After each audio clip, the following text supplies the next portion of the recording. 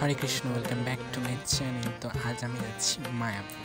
তো বাজারে দাঁড়িয়েছিলাম অনেকক্ষণ, টোটোর জন্য, বাসের জন্য অপেক্ষা করছিলাম। দেন টোটো পেয়ে গেছি, 10 মিনিট দাঁড়ানোর পর টোটোতে উঠে পড়েছি। দেন মায়াপুর ঘাটে চলে এসেছি। এখানে অনেকেই যেন মায়াপুর এসেছো। তো নৌকার একজন আমার ফ্রেন্ড আসার কথা, তো তার জন্য দাঁড়িয়েছিলাম। তো তার আগে একটা এসে দেখলাম নৌকা ছেড়ে দিয়েছে, ওর ফ্রেন্ড এখন এসে পৌঁছায়নি। দেন নৌকায় চেপে পড়েছি। চাপার পরে সবাই গঙ্গা মাতাকে প্রণাম করে নিয়ে, জয় মাতা গঙ্গা। দেন নৌকা থেকে নেমে পড়ে বাসে উঠে পড়েছি। বাসটা একদম ফাঁকা ছিল, দেখতে পাচ্ছ, অনেকটাই ফাঁকা, লোকজন খুব কম ছিল। দেন স্কনের সামনে নেমে পড়েছি, স্কনের ভেতর। হরে কৃষ্ণ, রাধে রাধে সবাইকে। তো স্কন, দেন হেঁটে হেঁটে যাচ্ছি মূল মন্দিরের দিকে। তো তার আগে একটা কৃষ্ণ শপ বসেছিল।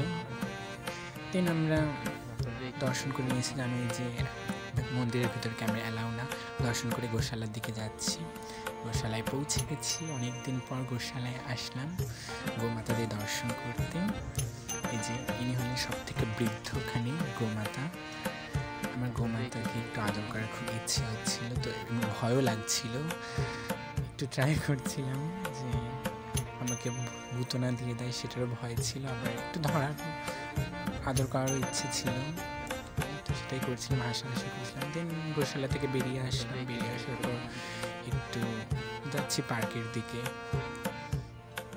ওখানে একটু বসবো, একটু বিশ্রাম করবো। দেন পার্কের থেকে ফেরার পথে দেখছিলাম যে মাতাজি রঙ্গোলি বানাচ্ছে, খুবই সুন্দর রঙ্গোলিটা। তুমি বলছি বাইরে অনেক আওয়াজ হচ্ছে, সেই আওয়াজগুলোকে ইগনোর করো। তো মায়াপুর থেকে তাড়াহুড়ো করে চলে এসেছি কারণ আমার আজকে পাশেই বিয়ে বাড়ি। তো বিয়ে বাড়ির কিছু আশেপাশের লোক বলেছিল যে সাজবে 3 জন।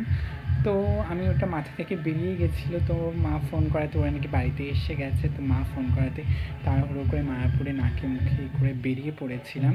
তো বেরিয়ে পড়ে এসে দেখছি যে ওরা বাড়িতে বসে আছে। তো যেমন তেমন করে ফ্রেশ হয়ে মুখ চোখে হাত পায়ে জল দিয়ে দেন সাজাতে বসে পড়েছি। এই কমপ্লিট করলাম, গুছিয়েছি, এখন অর্ধেকটা গোছানো বাকি। আমার আর শরীর আর ভালো লাগছে না। পর্যন্তই।